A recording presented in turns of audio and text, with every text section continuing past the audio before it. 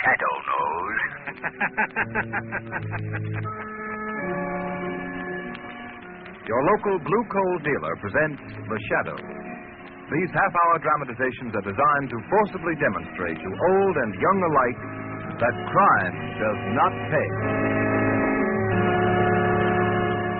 Before we present the first act of today's Shadow story, a brief reminder to you homeowners. You all know what an unpredictable month March is. The weather's blustery, bitter cold one day and mild the next. And I don't have to remind you how very dangerous those extremes of temperature are to the health of everyone in your family. Now, if you want to ensure steady, comfortable warmth inside your home and help prevent late winter colds and illness, here's what you do. Call your nearest blue coal dealer. Get a supply of blue coal, the quality-tested hard coal that guarantees you steadier, more healthful heating performance and satisfaction. Don't gamble with just any ordinary coal. Insist on blue coal. Ask for it by name. It's the coal that's trademarked blue, so you can identify it at a glance.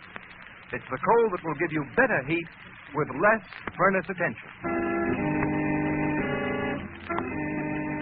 As our story opens, we find Lamont Cranston with his friend Margot Lane in his apartment, busily turning the dials of a shortwave radio receiver.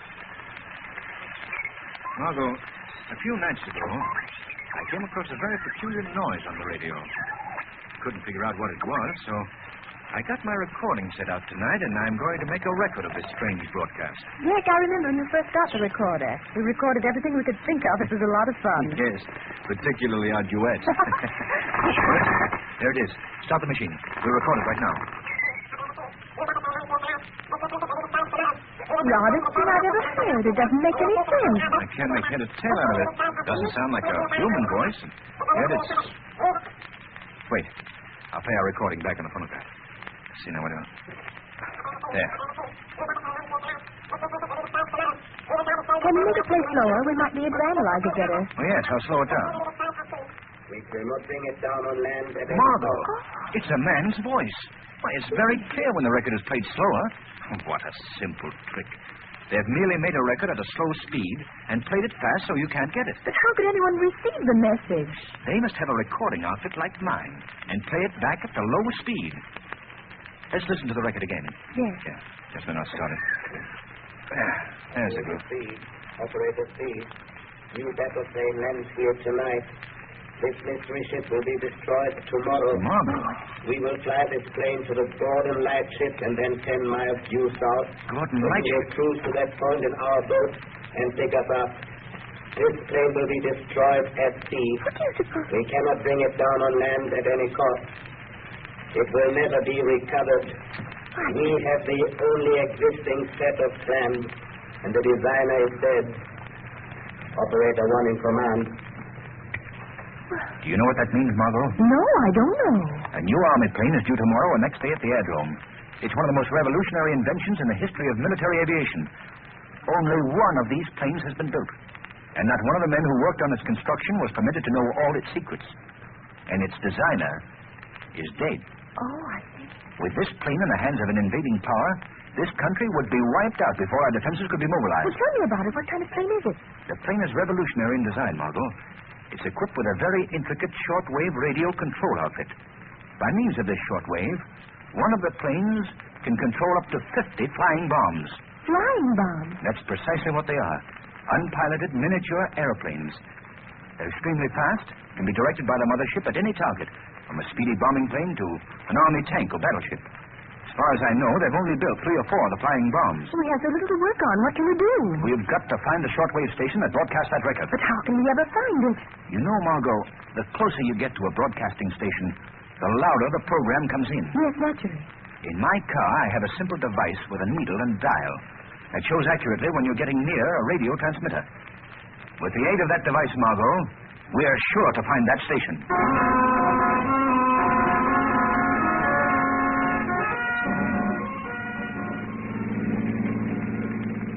I don't think it's any use to go any further west, Lamont. What does the dial read now, Margot? It's down to 9. Well, we'll go southeast now. The signal is getting stronger, Lamont. The dial reads 20 now. Good. Covered every inch of the city. There must be a road that goes further east from here. But the only place I know east of here is Robert's Reef. Do you think it could... Oh, it couldn't be out there. Why, there's only an old tumble-down house on the reef. I think you've hit it, Margot. How do you get there? There's an alley between a couple of these buildings here that leads out onto a sort of short, narrow sandbar connecting the mainland with the end of the reef. Is that it there between those old buildings? So hard to see in this fog. There. Yes, that must be it. We'll try anyway.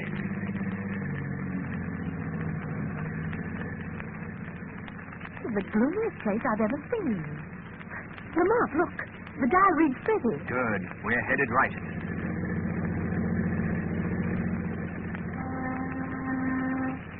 Margot, I'm going to stop here. Now, you stay in the car. Keep the doors locked till I come out of the house. Please don't go in there, Lamont. I won't, Margot. But I think the shadow will pay a call.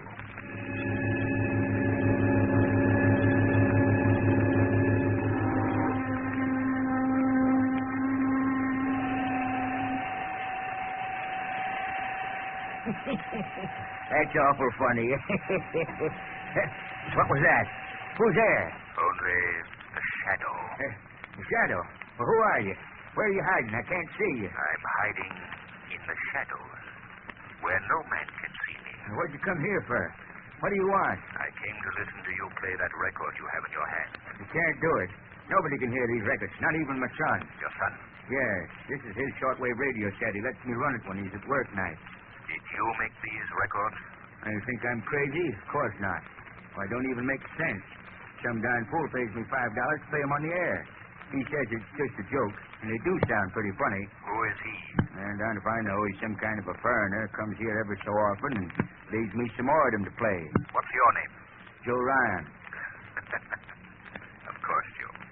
I knew you, and all about these records. I was just testing you. Yeah.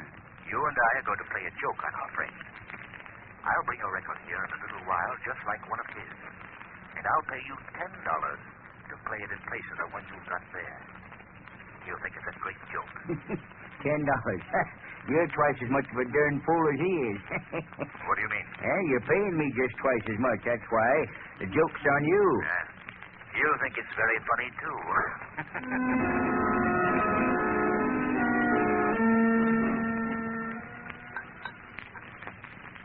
Well, here's to you, Corbin. I guess our work's about done.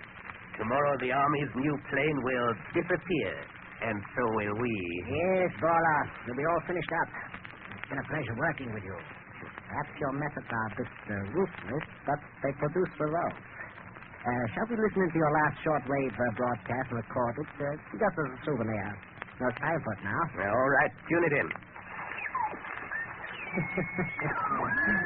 Such a simple idea, but high-speed recording. No one in the world can understand that. Wait a minute. Listen, there's something wrong with that message. A good thing we are recording it. I think it's your imagination, Paula. It sounds like all the rest of your records. I know what my voice sounds like even at high speed.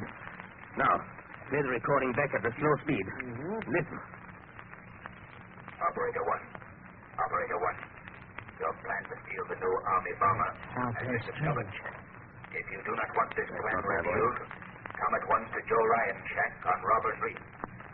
If you want your secret to remain a secret, come immediately, for I have things of grave importance to discuss with you.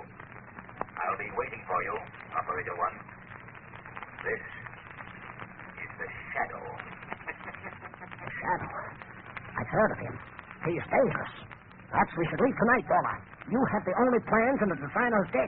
Let's leave at once. Fool, we have yet to destroy the plane. Besides, Corbin, the Shadow knows too much. Bola will teach him a lesson he has long needed. Bola will teach him not to meddle with affairs of importance. Let's go at once.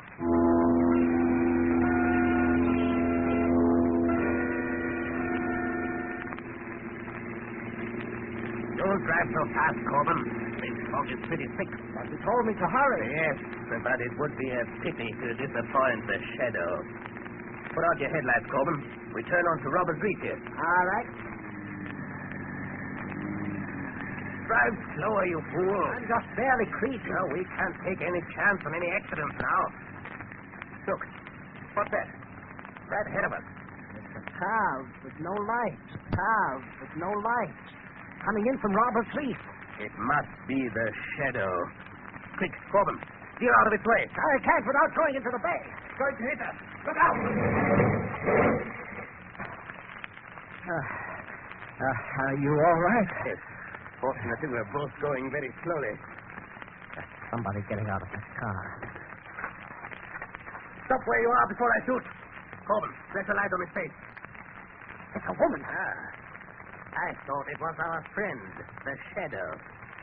What are you doing out here, young lady? I lost my way. And why are you driving without lights? Well, I thought I could see better that way in the fog. I don't believe you.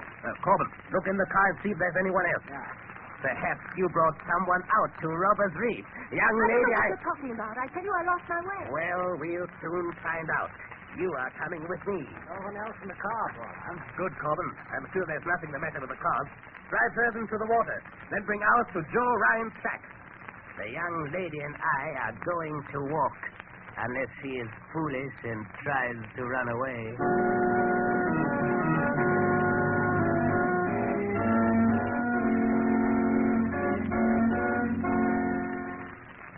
The Shadow's adventure continues in just a moment. You know, friends, it's true that nothing succeeds like success.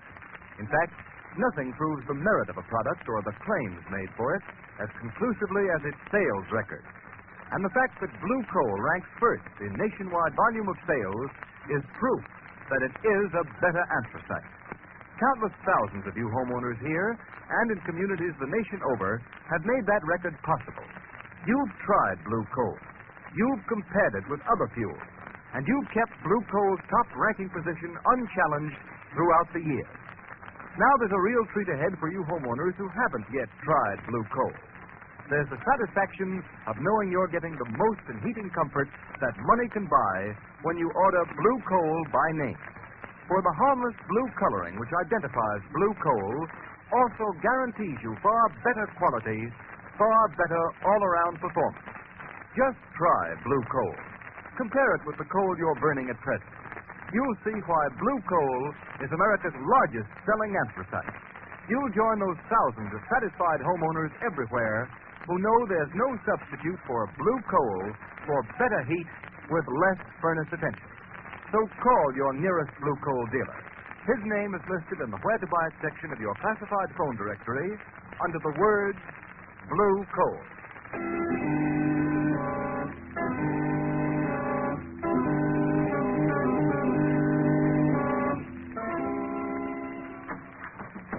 Step in there, young lady. What? Oh, it's you, mister. Hey, did you hear it? Did you hear the funny record? Yes, very funny. Where's the shadow? I don't know where he is. Said he was a friend of yours. He is a great friend of mine. I'd like to see him. You can't see him, because even when he's here, he isn't.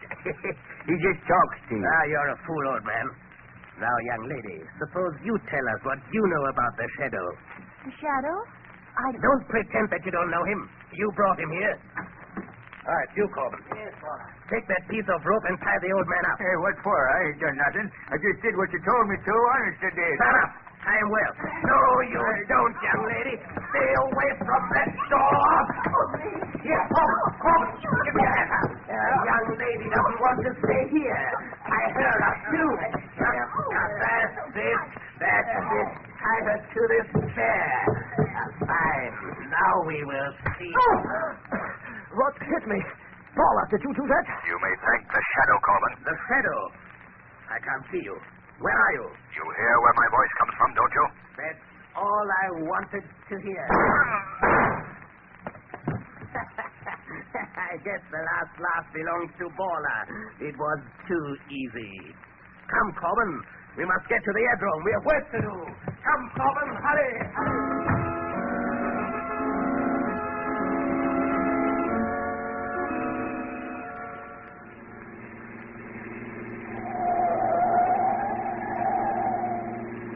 Hurry, Corbin. The X-1 should land just at dawn. It will be light in a few moments. I'm doing the best I can. I'm still worried about that girl and the old man back on Robert's Reef. You should have gotten rid of them. As soon as I leave you at the airport, I will go back and close their mouths forever. Leave me at the airport? Certainly, Corbin. You're a pilot.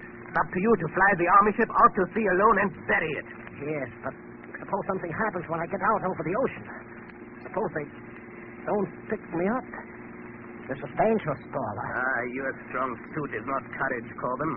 But don't worry. You will be picked up, as will I. The rest of our operatives are waiting even now on the boat, 10 miles south of the Gordon Lightship. Do you still have the plans for the plane with you? Those plans have not been out of my sight since the day I got them.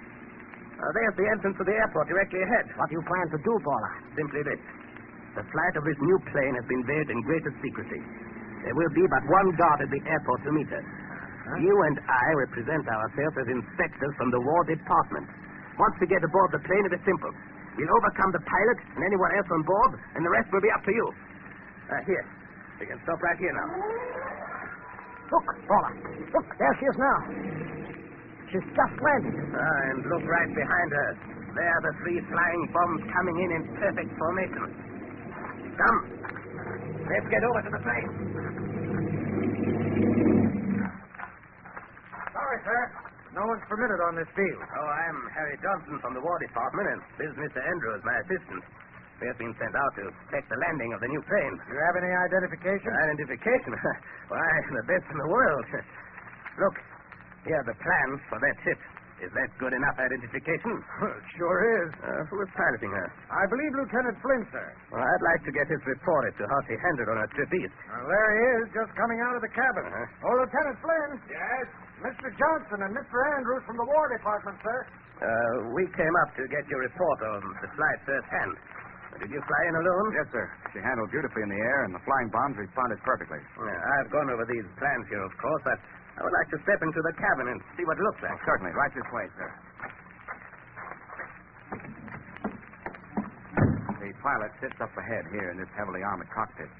Now, by closing this metal door, he can be shut off completely from the rest of the ship. What is the purpose of that, Lieutenant? It's just an added armor protection for the pilot and the shortwave mechanism that controls the flying bomb. But, Lieutenant, can the pilot communicate with anyone in the other part of the ship when the door is closed? Yes. Step into the cockpit here.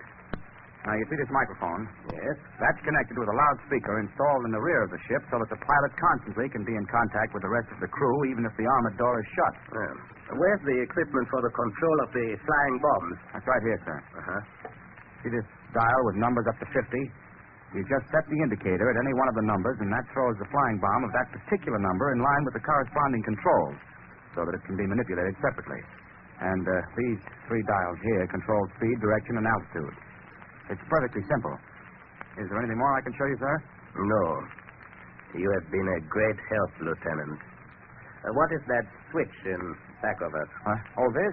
Why, that's the... All right, Corbin, take off immediately. As soon as you get in motion, I'll push the pilot out and jump out myself and tell the guard that you are running away with the ship.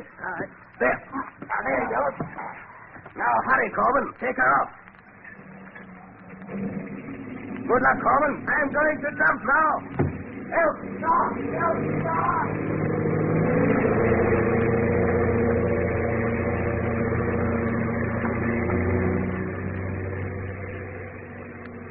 Well, Corbin, your plan has worked perfectly.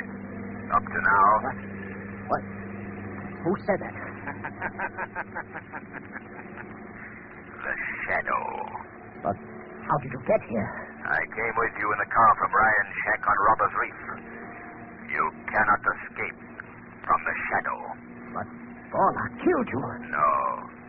He only shot at my voice. Where are you now? I am in the shadows of a cabin in back of you, but I can see you well enough to shoot you if you don't bring this plane down immediately. No, don't shoot. I'll bring it down. Hurry, don't shoot. Open the door. Open that door, I tell you. Well, Mr. Shadow, you can shoot your heart's content. Perhaps you heard Lieutenant Flynn say that the pilot's cockpit is well armored.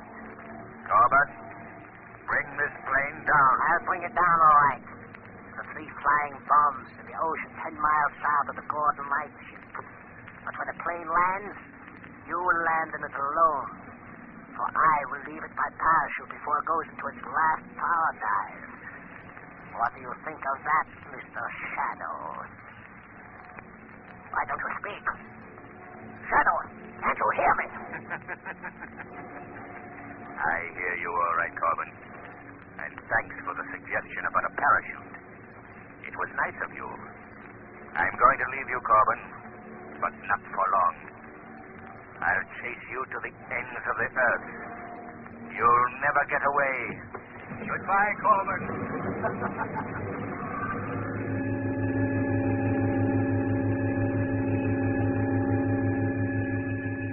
What's the matter with those mechanics? Can't they get that pursuit ship started? Look at that plane gain altitude. Take it easy, Lieutenant Flynn. The mechanics are warming it up as fast as they can. How's your head? You got a nasty crack. It's all right. It's all right. Wait till I get my hands on that guy. Where did the other one go to? In the excitement, he ducked into a car and beat it. You send out a police call? Sure, first thing. Hey, look. Look. Someone just bailed out of the ship. Now, that's funny.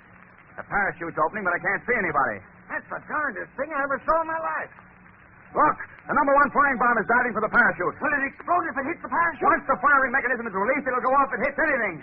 Oh, my Lord. He just missed the parachute. And it's diving. It's diving straight towards us. It's out of control. Quick, I got it.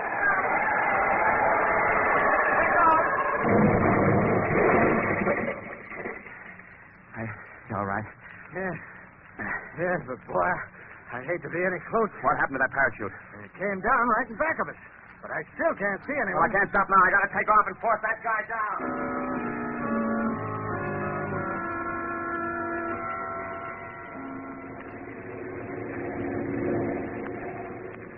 Lieutenant Flynn. Huh? I'm hearing things. Boy, must have gotten a worse smack on the head than I thought. No, it's not your imagination, Lieutenant. You're hearing the voice of the Shadow. The Shadow? Who are you? Where are you? How did you get here? I'm in the cockpit right behind you. And we have no time for explanations.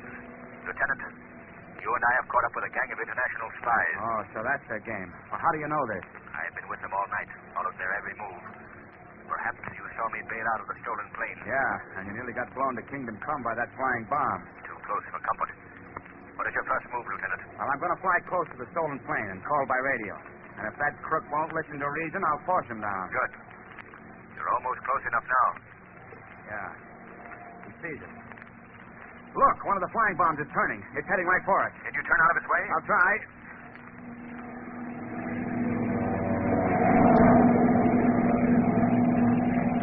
Those things are too fast. They can turn on a dime. Look at that thing fly. Your only chance is to shoot it down. Can you hit it? I've got to. Good shooting, Lieutenant. My lord. Look, that madman has released the one remaining bomb. Yes. He's right behind us. Our only chance is to put this plane into a power dive. Here goes.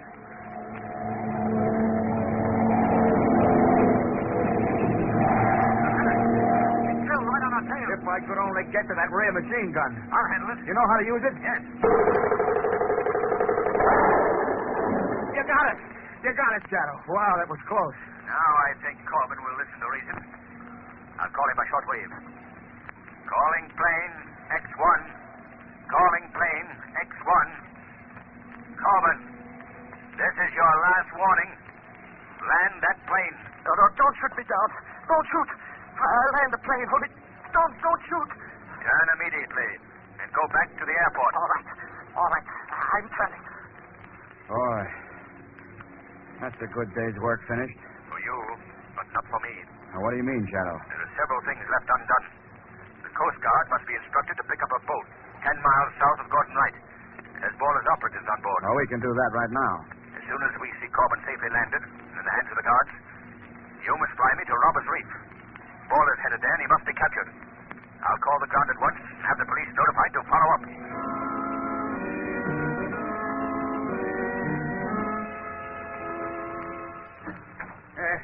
Who's there? Bora, what do you want? What are you doing here? Well, I'm glad to see my little birds have not flown. And now, young lady, there are a few questions I would like to ask you. Can't you loosen these ropes a little?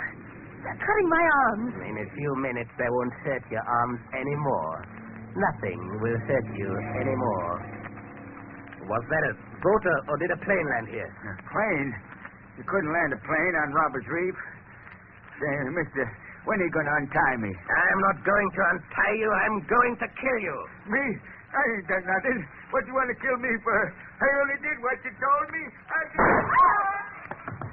Oh, you fiend. You are the only one left, young lady. The shadow is dead, and you... Who's there? Who closed that door? The shadow. But the shadow is dead. No, Bora, the shadow is not dead. Put that gun away. I showed you once that you could not shoot a voice. No, but I can shoot a very lovely young lady, Shadow. And I don't think you'd care for that. I'm going out this door, and I'm going to shut it after me. If it opens, I shoot. And if I don't hit you, Shadow, I'm going to kill this girl. You can't stop Paula. No one can stop Paula. But the police, I'll shoot them like dogs. I'll kill every one of them. I'll kill... They got it. You all right, Margot? Yes, Lamont. Here, I'll cut these ropes. We have to get out of here. Thank you, Lamont. Well, Margot, they've killed Borland. I hate to see any man die by violence. But if that man dedicates his life to the evil task of plotting and espionage against a friendly country, he faces but one fate. And that fate is justly death by violence.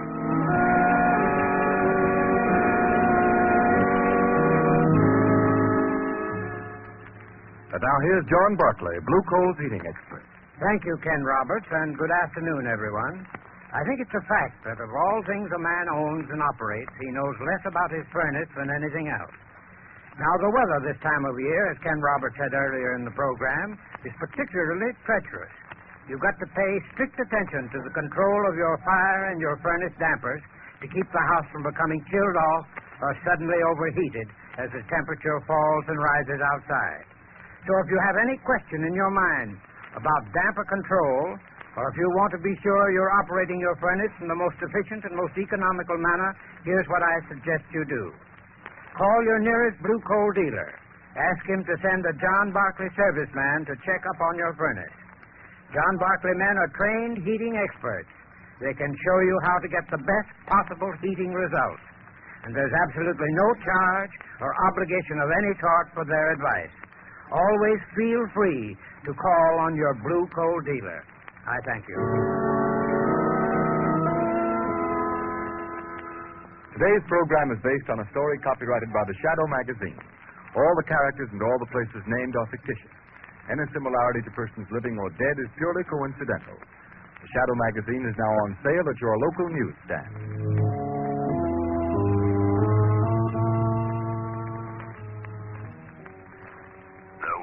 Crime bears bitter fruit. Crime does not pay. The shadow knows. Next week, same time, same station, Blue Coal, America's finest answer site, will again present another thrilling adventure of the shadow. Be sure to listen, and be sure to burn Blue Coal, the solid fuel for solid comfort.